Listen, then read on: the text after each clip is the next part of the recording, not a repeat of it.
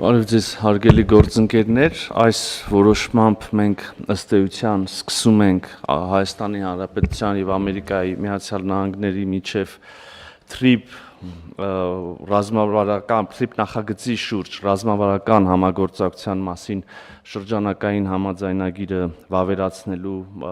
գործընթացը որոշման ընդունմամբ մենք նախագիծը սահմանված կարգով կուղարկենք Հայաստանի Հանրապետության Սահմանադրական դատարան եւ Սահմանադրական դատարանի կողմից նշած միջազգային պայմանագրում Հայաստանի Հանրապետության սահմանադրությանը չհակասող ուրեմն դրույթներ արձանագրելու որոշման պարագայում էլի սահմանված կարգով կուղարկենք կդիմենք ազգային ժողով, հարցը քննարկումը կտեղափոխենք ազգային ժողով, ինչպես գիտեք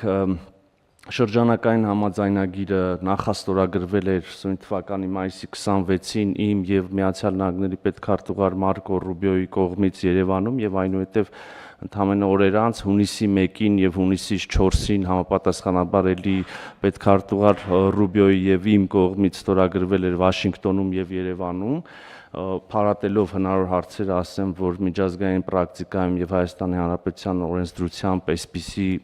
ոչ համաժանմանակյա հեռավար պայմանագրերի ստորագրումը նախատեսված է եւ ընդունված պրակտիկա է։ Ուզում եմ նաեւ հիշեցնել, որ շրջանակային համաձայնագրի ստորագրմանը նախորդել էին եւս երկու շատ կարեւոր փաստաթղթեր 2025 թվականի օգոստոսի 8-ին Միացյալ Նահանգների նախագահ Թրամփի ներկայությամբ եւ վկայությամբ Հայաստանի Հանրապետության վարչապետ Նիկոլ Փաշինյանի եւ Ադրբեջանի նախագահի կողմից խաղաղության հռչակագրի ստորագրումը եւ այդ հռչակագրի ստորագրմանը զուգահեռ ուրեմն մնացած վերաբերելի փաստաթղթերի ստորագրումը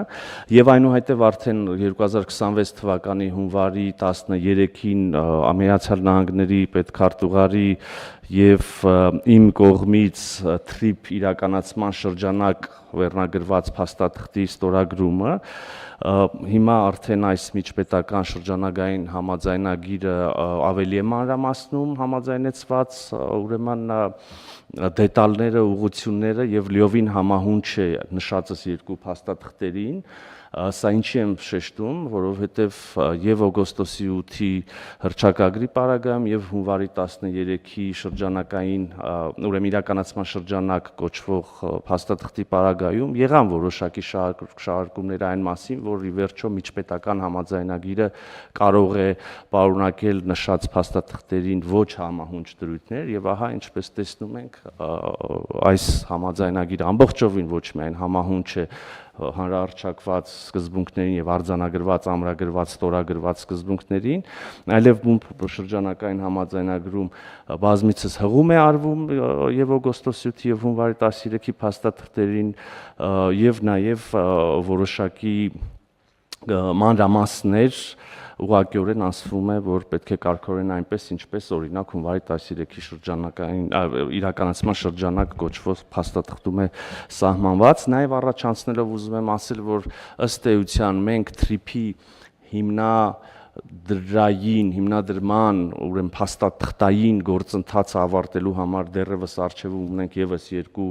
փաստաթուղթ, դա բաժնետերերի համաձայնությունը կլինի, բաժնետերերի միջև պայմանագիրը եւ կլինի արդեն TRIP զարգացման ընկերություն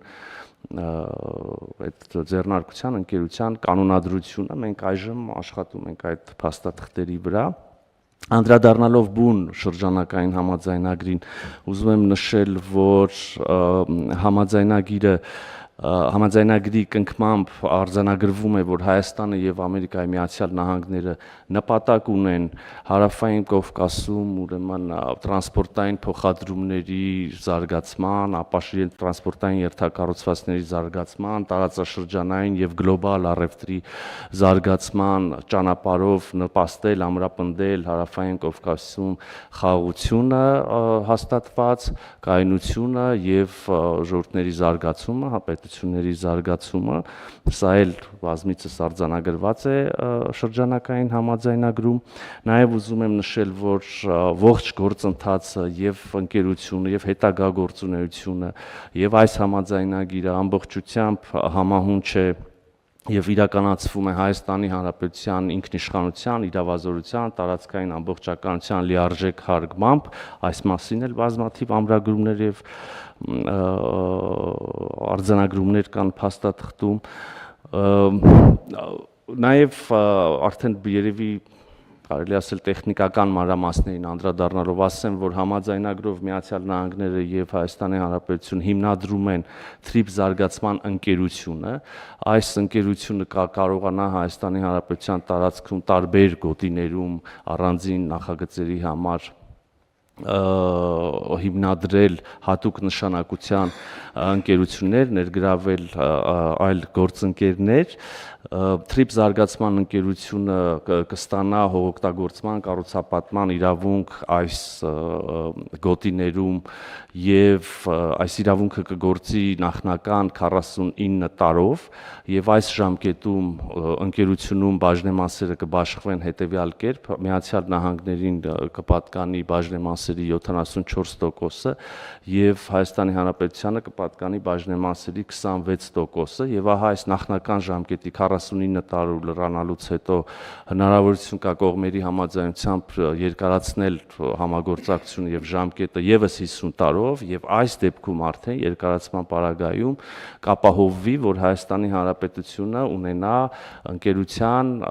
բաժնեմասերի 49%, այսինքն 26%-ից Հայաստանի Հանրապետության բաժնեմասերը կմեծացվեն, Հայաստանի Հանրապետությանը կտրվեն ավելի բաժնեմասեր, կհասցվեն 49%-ի եւ սա կլինի ուրեմն ժամկետի երկարացման համար Հայաստանի Հանրապետության կողմից արվող եւ նրան տրվող միակ գործողություն, այսինքն ժամկետի երկարացման պարագայում 49% բաժնեմաս ստանալու համար Հայաստանի Հանրապետությունը որևէ այլ լրացուցիչ քայլ ներդրում պարտավորություն չի ստանձնում անելու։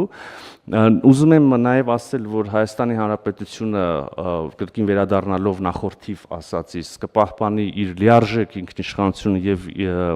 լիիրավ իրավազորությունը պետական սահմանի կառավարման, սահմանային վերահսկողության, մաքսային վարչարարության, Հայաստանի Հանրապետության տարածքում իրականացվող բոլոր մաքսային գործընթացների նկատմամբ, նաև ուրեմն Հայաստանը իր ներպետական օրենսդրության միջազգային համաձայնագրերին համահունչ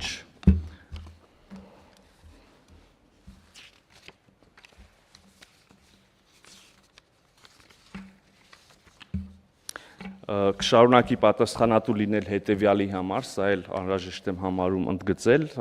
ուրեմն ա. անվտանգություն եւ իրավապահ գործունեություն, բ. սահմանային վերահսկողություն եւ սահմանային անվտանգություն, գ. մաքսային եւ միգրացիոն վերահսկողություն, դ. հարկերի եւ տուրքերի փոխանցում պետական բյուջե, ե. պետական տեղեկատվական համակարգեր, Զ. պետական վարչական գործառույթներ եւ վերահսկողություն, հարգելի գործընկերներ, ինչպես կարող եք նկատել, թվարկածս ամբողջովին ծածկում է եւ կարող է փարատել բոլոր հնարավոր մտահոգությունները, որոնք անկեղծորեն կարող էին առաջանալ բազմաթիվ քննարկումների ընթացքում Հայաստանի Հանրության շրջանում եւ այն չարամիտ շահարկումները, որոնց մենք ականատես ենք եղել վերջին ամիսների առնվազն ընթացքում, այստեղ հավելեմ նաեւ, որ այս գործառույթների իրականացման համար կարող է սահմանվել front office, back office, ուրեմն սկզբունքով աշխատանքի բաժանում եւ այդ front office-ի համար կարող է ներգրավել մասնավոր օպերատորներ, սա մի պրակտիկա է, որը Հայաստանի Հանրապետությունում արդեն կա, սա մի պրակտիկա է, որի մանրամասները նաեւ նշված են իմ կողմից հիշատակված հունվարի 13-ի TRIP իրականացման շրջանակ կոչվող փաստաթղթում, Եվ կրկին ցանկացողները, եթե մինչ այժմ առիթ չեն ունեցել, կարող են մանրամասներին ծանոթանալ, մի անգամ էլ հավելեմ, որ թվարկվածը եւ այստեղ եւ ուրեմն հումանիտարների փաստաթղթում front office back office բաշխվածության համատեքստում փարատել եւ կշարունակի փարատել բոլոր հնարավոր մտահոգությունները։ Ես այստեղ թերևս կանգ առնեմ, պարոն Գրիգորյան, եթե հնչեցվածի կամ չհնչեցվածի մասին կան հարցեր, իհարկե սիրով կպատասխանեմ։